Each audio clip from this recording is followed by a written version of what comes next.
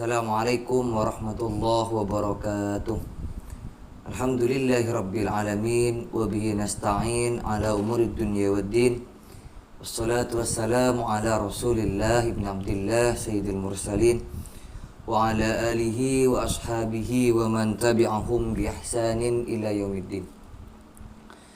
Para hadirin, alhamdulillah pada kesempatan kali ini kita masih bisa melaksanakan kegiatan sehari-hari yang itu semua karena nikmat dari Allah Subhanahu wa taala serta qudrah dan iradahnya Allah Subhanahu wa taala.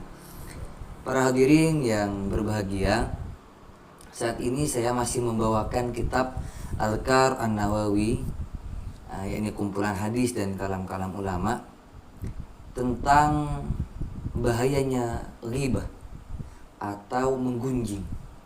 Apa itu ghibah, apa bahayanya, dan bagaimana cara bertaubat dari dosa ghibah. Dan memang cara bertaubatnya lumayan ribet karena memang itu adalah hakul adami. Nah, jadi di sini halaman 283, babu kafaratil ghibah wa taubati minha. Bab menjelaskan tentang kafarah ghibah dan cara taubat. Ya'lam anna kullaman irtakabah maksiyatan lazimahu al-mubadaratu ila taubah minha.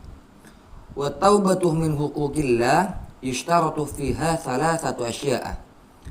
Ay yuqli'ah anil maksiyah fil hal, wa ay yandamah ala fi'liha, wa ay ya'zimah alla ya'udah ilaiha.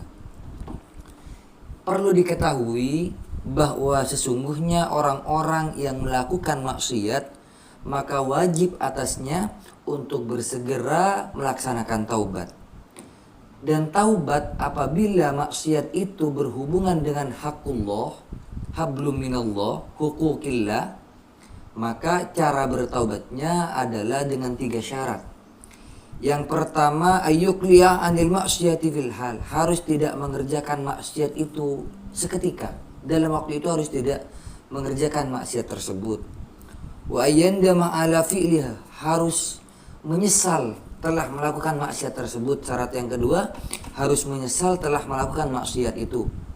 Dan yang ketiga, wa ya'zimah alla ya'uda ilaiha. Dan yang ketiga adalah syaratnya harus bertekad untuk tidak mengulangi maksiat tersebut. Nah, itu 3 syarat ketika manusia melakukan maksiat kepada Allah Subhanahu wa taala. Contoh misalkan tidak sholat, atau contoh tidak membayar zakat, tidak puasa, yang tidak ada sangkut pautnya dengan manusia. Nah, itu dinamakan hakullah atau hablum minallahnya, hubungan dengan Allah. Wa taubatuh min huquqil adamiyyin yushtaratu fiha hadhihi salasah wa rabi'uha wa rabi'un wa huwa raddud dhalamah ila sahibiha aw talabu afwihi anha wal ibra'u minha. Fayajibu 'alal mughtabi at-taubatu bihadhihi al-umuri al-arba'ati li'anna al-ghaibah haqqun adamiyyun wa la budda min istihlalihi man irtabahu wa hal yakfihi ay yaqul ilairihi. Nah, jadi apa dan juga cara taubat apabila maksiatnya berhubungan dengan manusia, maka membutuhkan 3 syarat tadi, yakni harus segera tidak bermaksiat, tidak melakukan maksiat itu. Yang kedua, harus menyesal atas perbuatannya, dan yang ketiga harus bertekad untuk tidak mengulangi maksiat itu. Dan ada tambahan satu lagi, apabila maksiatnya berhubungan dengan manusia, yakni yang keempat adalah raddud dhalamah ila sahibiha, mengembalikan maksiat itu, mengembalikan zalim itu. Dalam artian kita harus mengatakan kepada orang yang kita maksiati. Misalkan dalam kategori fitnah, maka kita harus minta maaf kepada orang yang difitnah. Lanjutannya, au talabu afwihi anha, atau meminta maaf kepada orang yang kita maksiati. Dan yang ketiga, wal ibra'u minha, meminta pembebasan kepada orang yang kita maksiati. Apabila itu berkaitan dengan harta, maka kita harus menggantinya. Apabila tidak berkaitan dengan harta, maka minimal kita harus meminta maaf kepadanya. Alasannya adalah dalam kasus ghibah atau menggunjing, fayajibu 'alal mughtabi at-taubatu bihadhihi al-umuri al-arba'ati. Maka wajib atas orang yang menggunjing, atas orang yang ngegibah, itu bertaubat dengan 4 perkara ini. Yang pertama, tidak bergibah lagi. Yang kedua, menyesal atas perbuatan ghibahnya. Dan yang ketiga, harus bertekad untuk tidak mengulanginya. Serta yang terakhir, yang keempat adalah harus memberitahukan kepada orang yang digibahi. Li'annal ghibah, alasannya karena ghibah itu hakun adamiyun, adalah hak adami, adalah hablum minan nas, hubungan kita dengan sama manusia. Wala buddah min istihlalihi man yuktabahu, dan wajib atasnya untuk meminta halal kepada orang yang dia rasani, yang dia gunjingi, yang dia ghibahi. Wa hal yakfihi ayyakula qad yuktabatuhu faj'alni fi khillin am la budda ayyubayyina ma yuktabahu bihi. Dan ketika kita meminta maaf kepada orang yang kita gunjingi, apakah cukup kita hanya meminta maaf tanpa ada penjelasan, atau kita harus menjelaskan apa salah kita, apa ghibah yang kita lakukan, apa topik yang kita gunjingi terhadap orang itu, apakah kita harus menjelaskannya ataukah tidak. Nah, di sini fihi wajhani, ada 2 pendapat. Ahaduhuma yustaratuh bayanuhu, fa in abrahu min ghairi bayanihi lam yasihha kama law abra'ahu an malin majhulin. Pendapat yang pertama, ketika kita meminta maaf atas dosa ghibah kita, atas dosa gunjingan kita kepada orang yang kita gunjingi, maka wajib atas kita untuk menjelaskan apa ghibahnya, apa topik gunjingannya kepada orang itu. Apabila dia memaafkan, apabila dia meminta maaf tanpa menjelaskan, lam yasihah, maka permintaan maafnya tidak sah terhadap taubatnya. Jadi taubatnya tidak sah tanpa ada penjelasan. Ghibah, fitnah itu dan lain sebagainya sama.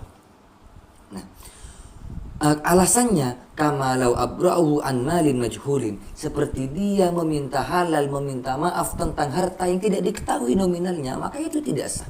Jadi harus dijelaskan berapa nominalnya apabila itu harta, dan apabila itu gunjingan atau fitnah harus dijelaskan apa fitnahnya, apa gunjingannya. Itu sangat berat karena manusia bukan Tuhan.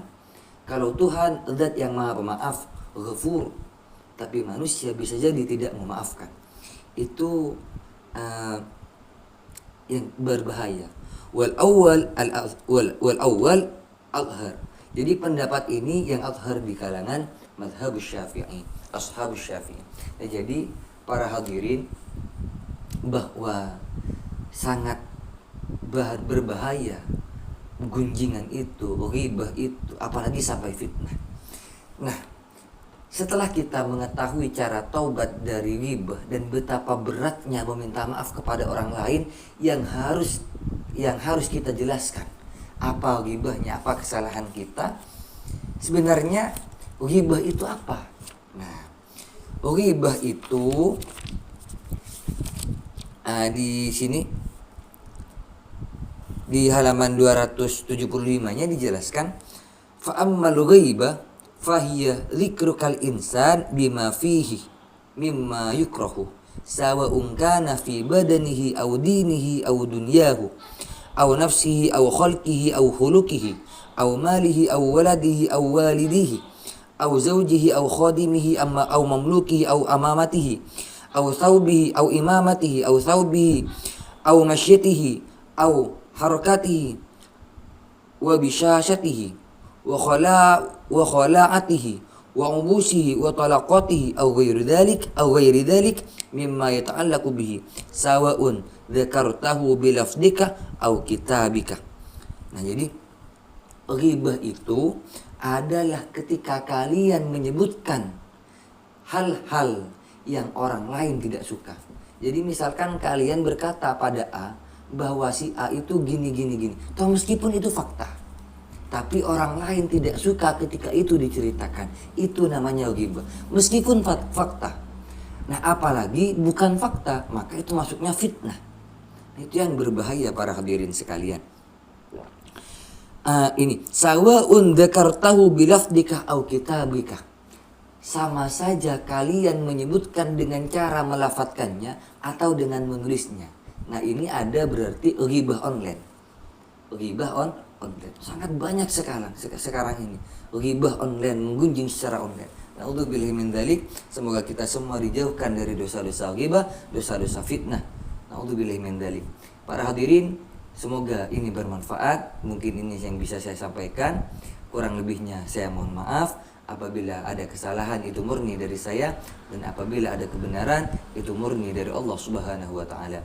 Akhiran, wallahul muwaffiq ila aqwamit thoriq. Assalamualaikum warahmatullahi wabarakatuh.